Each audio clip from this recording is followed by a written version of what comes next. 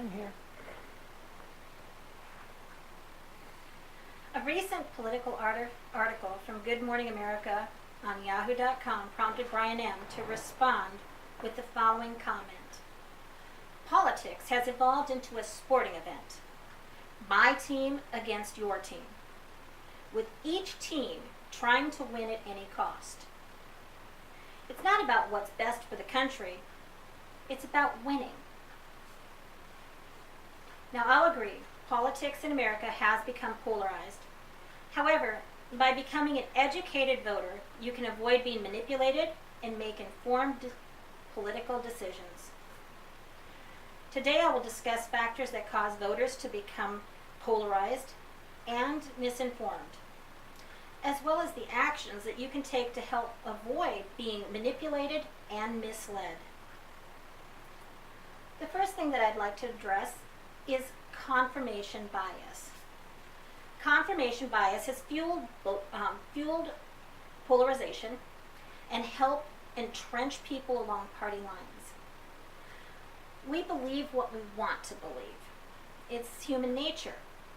And we selectively filter out information that doesn't agree with our point of view.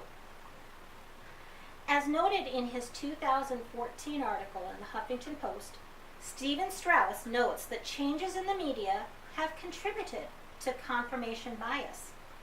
Let's start with television. In the 1960s, national TV was regulated and subject to licensing. Networks could lose their licenses for broadcasting biased or inaccurate information. This encouraged fairness and journalistic ethics. People had faith in the news.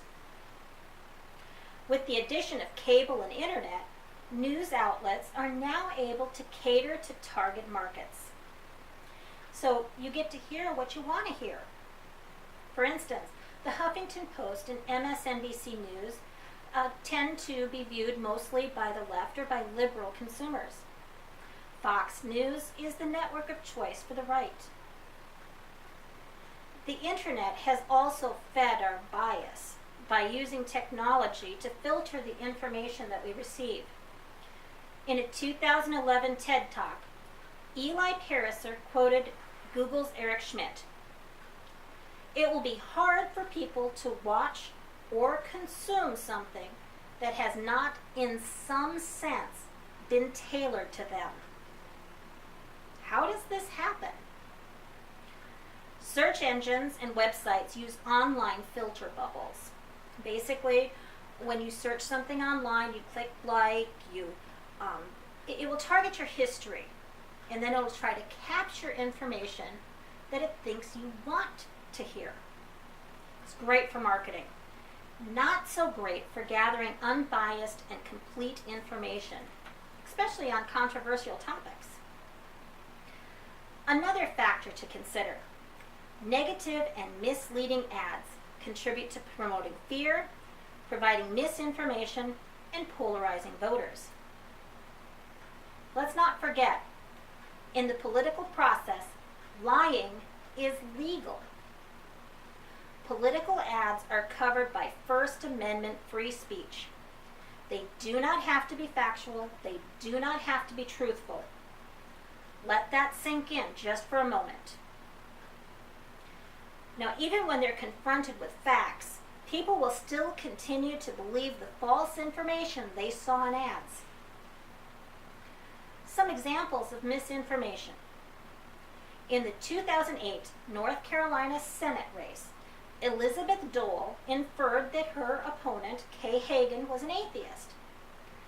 In reality, Kay Hagan was a devout Christian and Sunday school teacher. In the 2014 Alaska Senate race, Senator Mark Begich blamed Dan Sullivan, his opponent, who was Attorney General, for a clerical error made before he was even elected into his current office.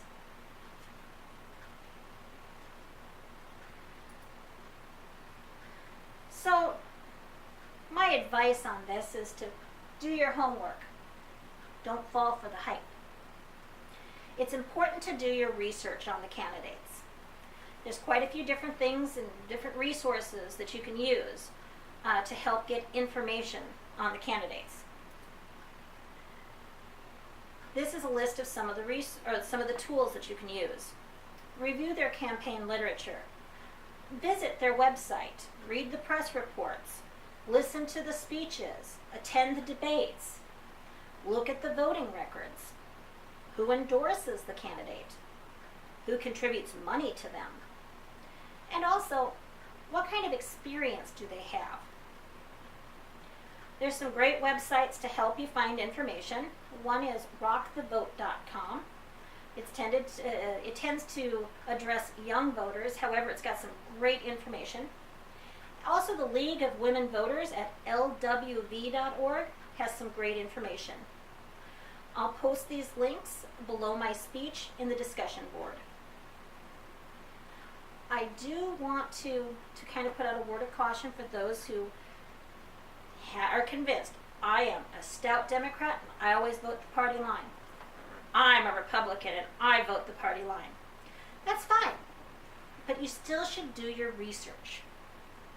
Let me give you 2 examples why.